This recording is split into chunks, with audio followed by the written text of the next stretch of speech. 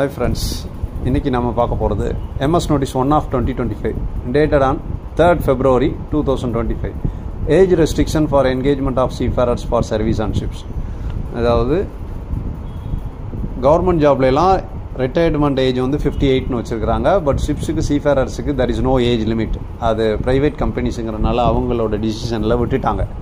But ஆனாலும் ஒரு சில ரெஸ்ட்ரிக்ஷன்ஸ் மட்டும் கொடுத்திருக்காங்க.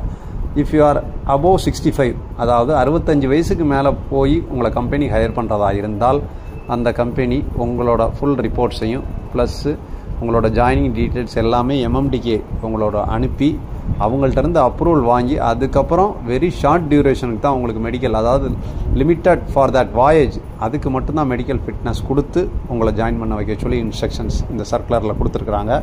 அது எதுக்காகனா ரீசெண்டாக ஒரு இந்தியன் ஃப்ளாக் வெசலில் ஒரு 74 years ஓல்டான மாஸ்டரை வச்சு அந்த வெசல் சிங்க் ஆகி அதில் வந்துக்கிட்டு ஒரு 3 பர்சன்ஸ் வந்து டெட் ஆகிட்டாங்க.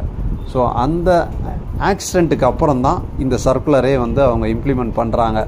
ஏஜ் ரெஸ்ட்ரிக்ஷன் ஒன்று கொண்டு வந்து because of the safety of the seafarers, நம்மளோட சேஃப்டிக்காக தான் இவங்க இந்த ஒரு மாதிரி ஒரு சர்க்குலரை கொடுத்துருக்காங்க. இதை கம்பெனிஸை ஃபாலோ ஸ்ட்ரிக்டாக கம்ப்ளை பண்ண சொல்லி இந்த சர்க்குலரில் ஃபுல்லாக இன்ஸ்ட்ரக்ஷன்ஸ் கொடுத்துருக்காங்க. Okay, thank you.